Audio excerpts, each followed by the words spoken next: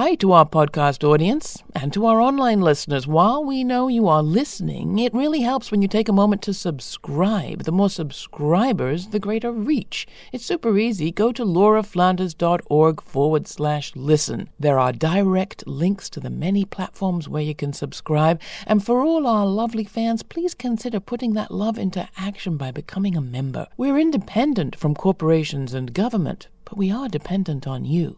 Go to patreon.com/The LF Show and become a member. Members receive special bonus content, and we've got some great stuff coming up. Help us get a jump on reaching our goal of 100 patrons by the end of the year. Recruit. We're over halfway there. Now on with this week's show. Hi, I'm Laura Flanders, and this is The Laura Flanders Show, the TV and radio program that seeks to raise radical spirits by interviewing forward-thinking people with real-life models of shifting power from the few to the many in the worlds of arts, entrepreneurship, and governance.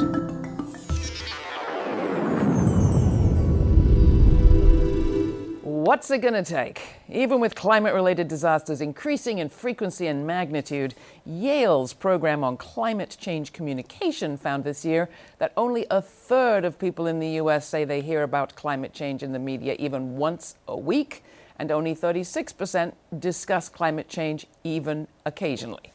Will bursting into the news with protest action get people's attention? That's what the youth-led climate justice movement's banking on. According to that same survey, people under 35 years old discuss climate change twice as much as their elders. And people even younger than that led this October's international climate strike. Two of our guests today began organizing as teenagers with Extinction Rebellion, a direct action movement which draws on the nonviolent civil disobedience tactics of Dr. Martin Luther King Jr. and the independence movement in India. One starved himself for 10 days in the U.S. Capitol to protest a, quote, criminally complicit government's inaction. Will tactics like these finally get people's attention, get policymakers to act? Here to discuss that are Extinction Rebellion organizers Ayisha Siddiqa and Giovanni Tamacas, along with Libero Della Piana, senior organizer at the Alliance for a Just Society, who it turns out is teaching civil disobedience tactics and organizing at the University of Berkeley with Saru Jayaraman. So welcome all of you. Let's start with the two of you. Giovanni, how did you come to this movement, and how did you end up making the decision to go on hunger strike? Not once, but you're going to do it again, which will be twice. Because we're going to die. That's the bottom line. What we're facing is an absolutely catastrophic existential crisis. The fact of the matter is that billions of people are going to die if we do not keep this climate crisis in check. I have family in Southeast Asia who are going to be affected by the failure of rice crops from the melting of the Himalayan glaciers and the rising sea levels that are going to inundate those crops. I have family in El Salvador who may die from the crop failures in that region, in the dry corridor. This is what's coming down the line. And the fact of the matter is, you will never, ever bring about fundamental societal change unless you get the eyeballs. And this is what hunger striking and radical actions do. They get the eyeballs of people. Because at that fundamental point, that's the first point at which people begin to change their minds. Ayisha, how about you? So I just want to state that XR is nonviolent. We come bearing music and compassion for the planet. But just like Giovanni stated, I, as a youth, as an individual who has participated in the youth climate strike am extremely, extremely angry and frustrated. Talk about it. Yeah, I agree with Greta when she said, how dare you? How dare we let the people of Sudan starve? How dare we let the people of Yemen starve? Why are people suffering? Because we continue to exploit their resources. And now the climate crisis is finally knocking on our doors, and we are ignoring it. We are putting the lives of our children at risk, of the next 7 generations. We've already ignored the indigenous people of these lands. It's come to the point where, as Martin Luther King Jr. said, if we don't do anything radical or some aggressive as XR is being looked at, no one will listen to us. The cup is overflowing. We have to do something now. Gandhi always said it's not aggressive, it's assertive.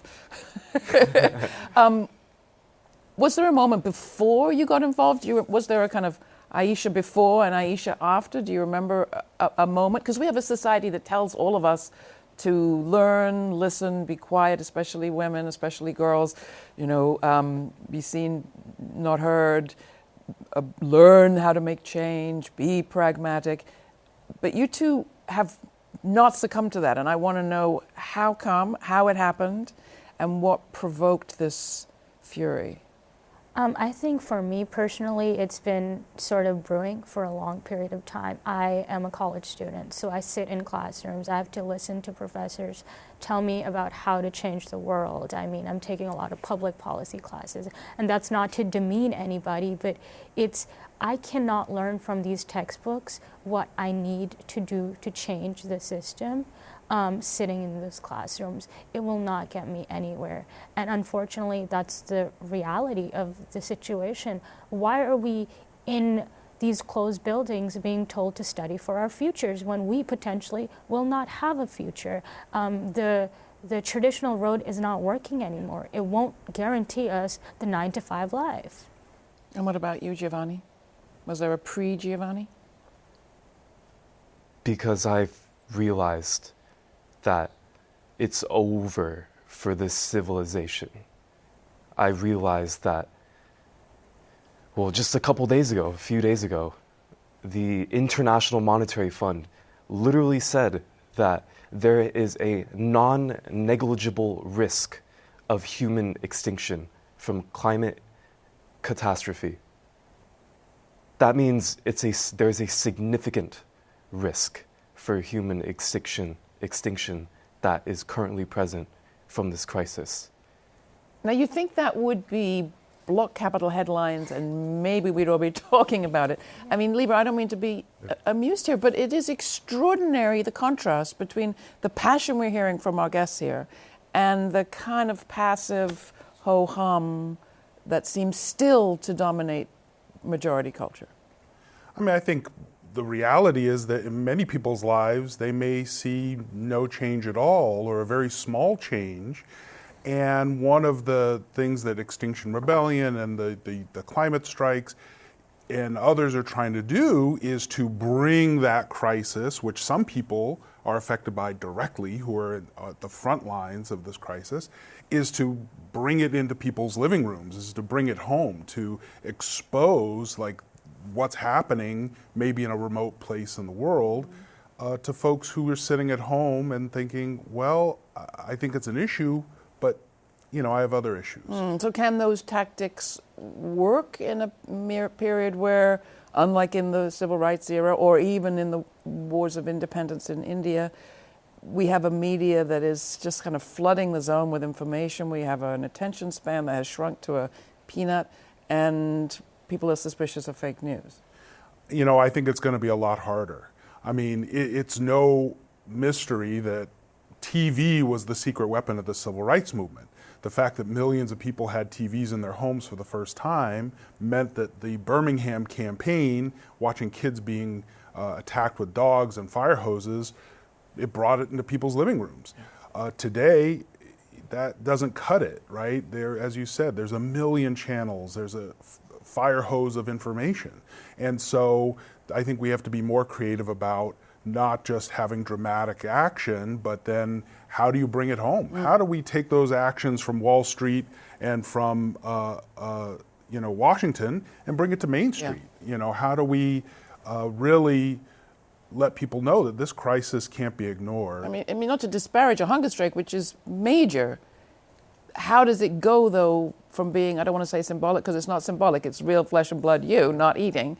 But how do you turn it into policy change, action? What's the plan? Well, what Extinction Rebellion wants is very simple. What we want is a declaration of climate and ecological emergency.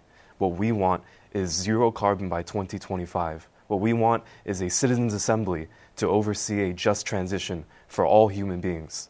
And a just transition means that you prioritize human rights over profit, that you prioritize climate refugees, that you prioritize communities of color and other disaffected communities that are going to be impacted most and first and worst by this climate crisis. This is the Laura Flanders Show. I'm Laura. My guests from Extinction Rebellion are student organizer Giovanni Tamacas and climate activist Ayisha Siddiqa, along with longtime community organizer and writer Libero Della Piana. The show is available to community radio stations thanks to the Pacifica Radio Network and the Public Radio Exchange, and the program's made possible by people like you, who don't just tune in and encourage their local radio station to play the show, but sign up and become subscribers.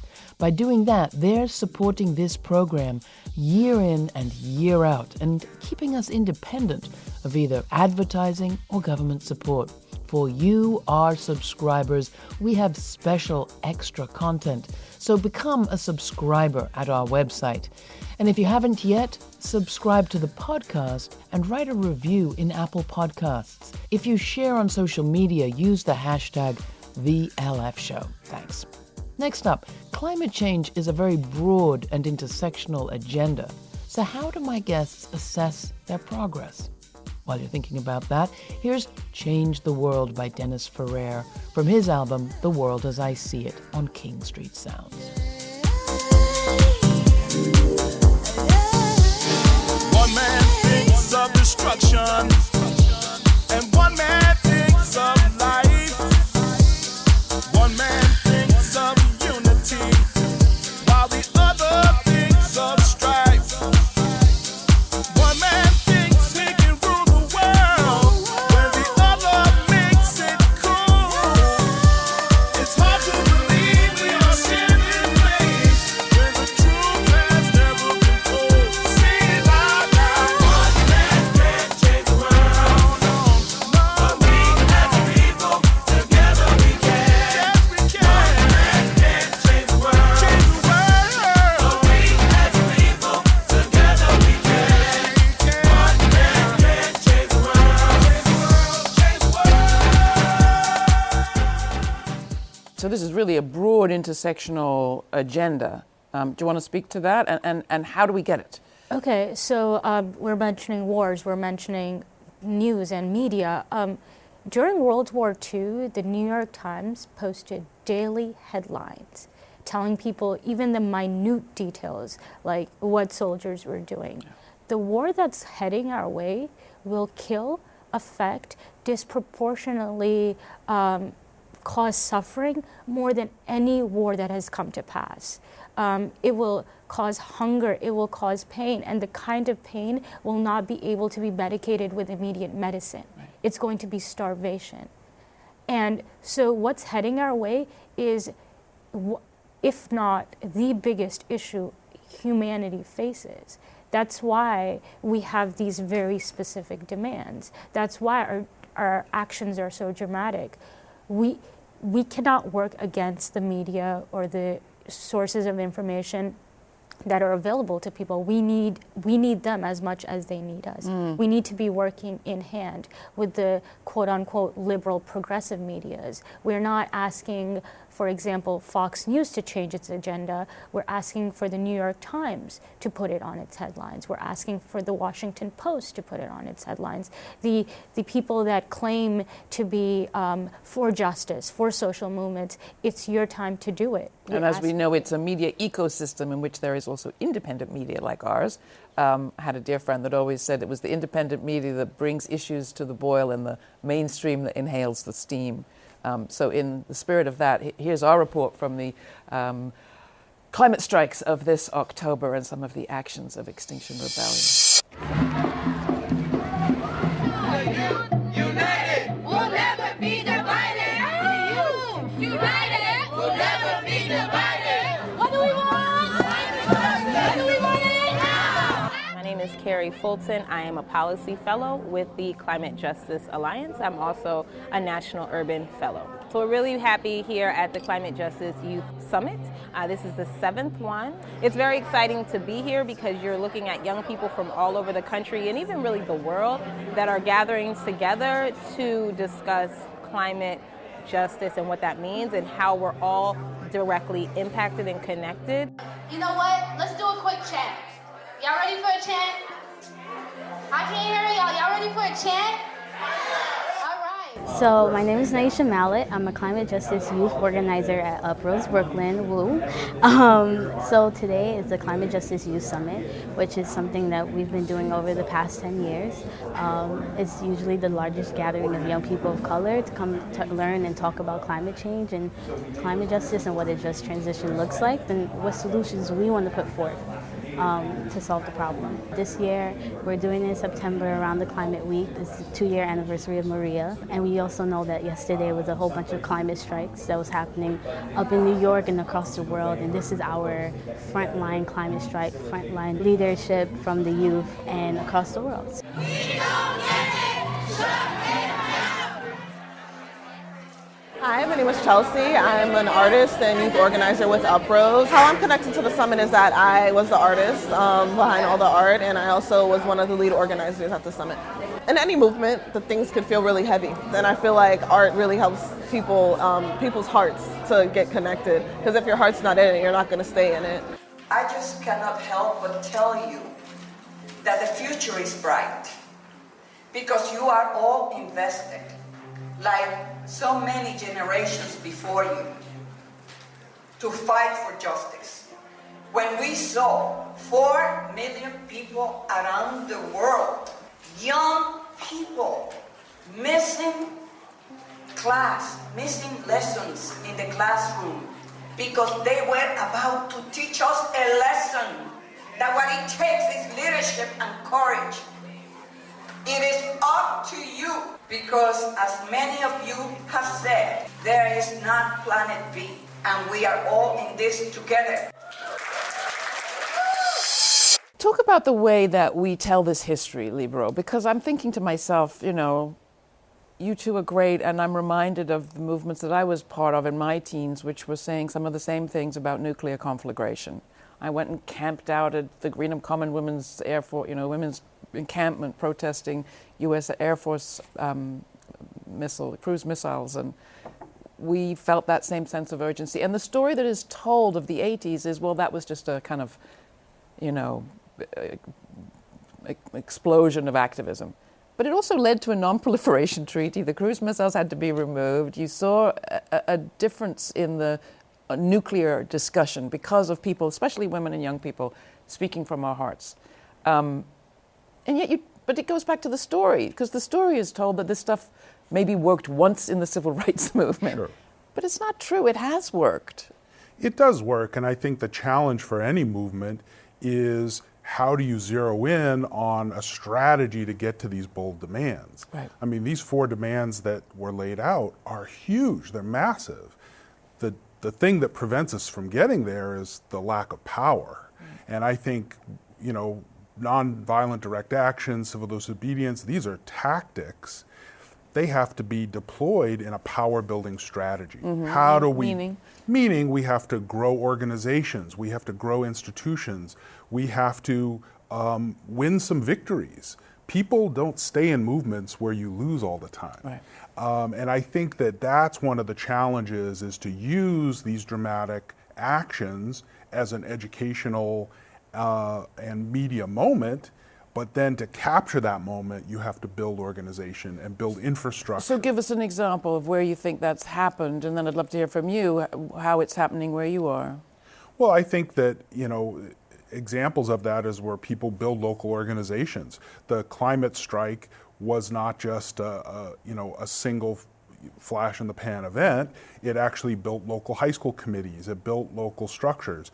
And to the extent that those continue, and that they build over time and aren't about one event, then that shows the ability to actually win some victories.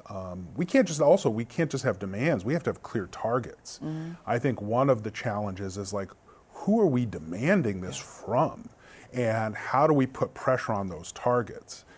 Because that's an important principle of organizing, is we have to figure out who can give us this win, and how do we actually make it worth their while? Giovanni, do you have answers to any of those questions? The fact of the matter is that nonviolent direct action works. Erica Chenoweth, one of the leading scholars on how to bring about radical political change, says that we don't have any more excuses anymore. We know what is the most effective strategy and tool to power build and create a structural change in society, and that is nonviolent direct action. It's very straightforward. If you can get 3.5% of the population mobilized in sustained resistance, nonviolent resistance, you can bring about a radical political change in a very, very short time scale. And So this is exactly... You don't need millions of people. You don't need millions of people. 3.5% You need of the 3.5%. population in question, which I Yeah. guess would in maybe New be York a City, million in the it's US, around 280,000 people. But in terms of victories, I think I am quite on board with Libero because at our last movement, we got the New York City, the city government to declare a climate emergency. I've had the privilege of organizing with the strikers. I was one of the 15 students in New York City who led 315,000 people out of school and onto the street. And absolutely, the movement required a coalition. It required seeds in every school in New York City. We provided the students with resources, and then we let them do with those resources what they would. And they created affinity groups. They created a community. I mean, XR prides itself in its community building orientation. We have the youth, and then we have groups of neighborhood groups. We have Flatbush group. We have a Upper North Manhattan group, et cetera, and the reason why XR would say that our movement is working is because it's not one arbitrary action. It's day after day after day. One cohort of people gets arrested, another comes in and takes their place. Which, again, is another media myth, that it's just the action in the street, or that the action in the street is not connected to the organizing, even by virtue of a person who's doing both. This question of how do we keep moving and what are useful targets, I'm very interested in one of the more visible civil disobedience, direct action, nonviolent movements that we've seen in this country in the last few years was the Standing Rock protests around DAPL, the pipeline. There, a focus on sovereignty and tribal rights is intimately connected to this struggle because, well, for lots of strategic reasons. Do you want to talk about where that stands? Sure. I mean, I think Standing Rock was a powerful moment. It was seen around the world as a peaceful act of civil disobedience, this prayer camp in North Dakota on the Standing Rock or near the Standing Rock Sioux Tribe Reservation. And even though that immediate demand around stopping the pipeline was lost, it spurred on movements all over the country. It created one of the biggest sort of resurgences in tribal sovereignty movements, local organizing around the country. And one of the ways they did that is there was training that happened at Standing Rock. There was political education. There was community building and networking that happened. That kind of movement infrastructure is needed whether you win or lose a particular struggle. It lays the basis for bigger struggles ahead. So the Keystone XL pipeline fight, which is now back on in South Dakota and elsewhere, the seeds of that resistance came out of Standing Rock. And I think, good strategies aren't just about how to win. They're also like, how do you lose? And how do you respond to a loss and come out stronger? And how do you not lose a tool that could be critically important in protecting some land from exploitation, namely sovereignty rights? Absolutely. And I think that, tribal sovereignty in the United States and this question of indigenous people's rights is a powerful weapon, because indigenous people are both at the forefront of the crisis and they're at the forefront of protecting Mother Earth. Yeah. So it's an important lesson, I think, for all of us to support those indigenous struggles. So do you have questions for these two? Do you have questions for him? And I just want to build on it too, is that, indigenous peoples are 5% of the world population, but protect more than 80% of its biodiversity. So if we want to talk about, protecting the biodiversity of this planet, this ecological catastrophe that we're in, we have to talk about protecting indigenous people's rights. Mm-hmm. That's the bottom line at the end of the day. Also, I'd like to add that the disenfranchised communities, the people who face the effects of the climate crisis, are the people that are least affiliated with causing it. I live in Coney Island at the moment. My family faced the effects of Hurricane Sandy very dramatically. Our house flooded to the second floor. 9 years later, our small island is still upturned. The streets are not paved. We don't have trash cans. There is a climate sort of injustice going on amongst Black and brown communities that is not talked about. Why is there a Whole Food every single block in New York City when we don't have access to sufficient grocery in these areas? It goes down to the nitty-gritty. It's the quality of life. It's the if you can't feed yourself, if you can't feed your children, how do you expect them to go to college, to have a future? It's everything at the very end ties back to this injustice, this exploitation. It's we have the money to buy the resources, so we're going to buy them. We're going to take all of them, and we're going to let the other people starve because they couldn't afford them, and it's too bad. We often end this program by asking people what they think the story will be that the future tells of now.